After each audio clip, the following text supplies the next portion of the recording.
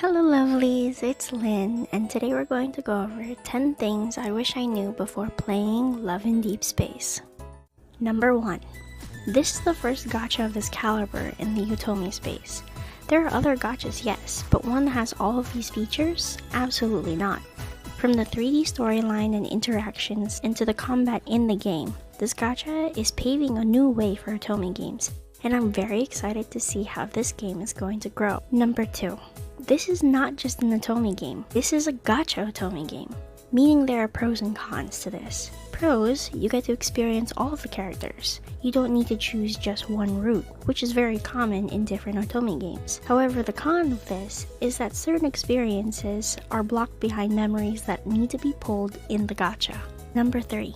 Unlike other popular gacha games, combat and world exploration is not the main focus of this game. Instead, experiences like the main story or side quests like going on dates with the characters is where this gacha thrives. And with the 3D animations of this game, as well as the first-person perspective, definitely gives a more intimate feel when you're experiencing this game for the first time. Number 4.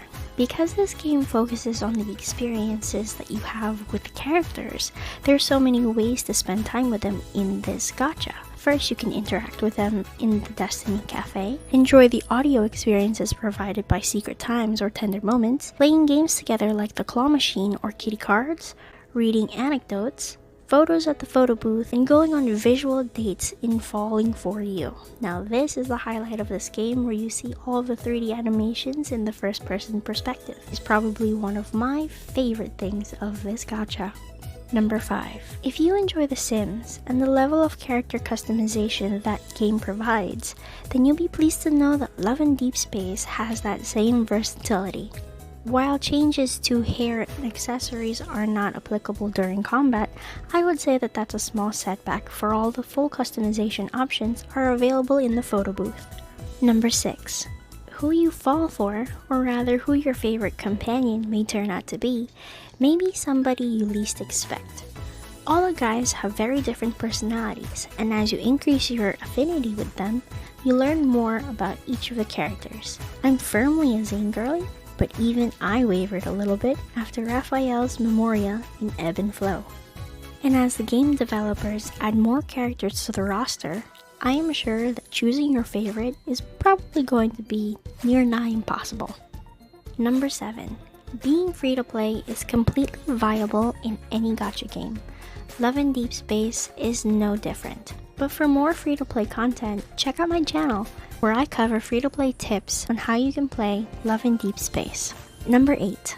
The banner system is completely different in Love and Deepspace compared to any other gacha game that I've played thus far.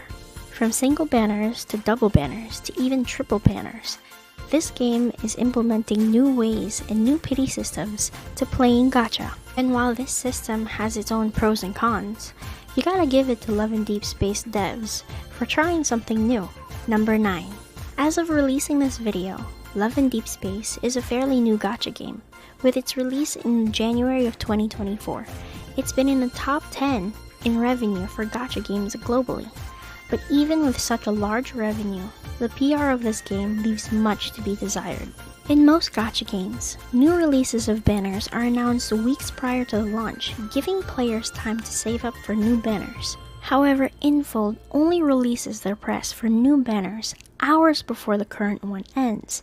It's incredibly anxiety-inducing, and it's honestly something I'd wish they changed, so their players can better budget their diamonds. And number 10.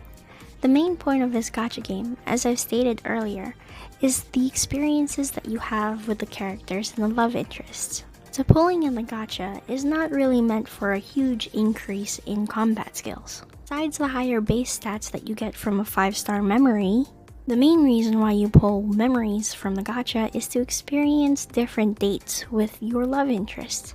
Which to me is a very interesting way of handling the gacha system, because if you're not interested in the date, then you don't need to pull for the gacha, thereby letting you save your diamonds for something that you really want down the line.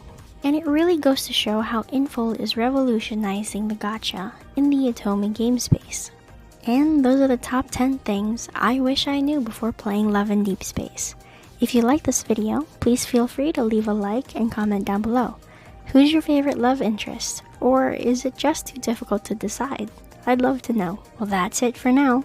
This has been the Gacha Goblin, signing off. Thanks for watching.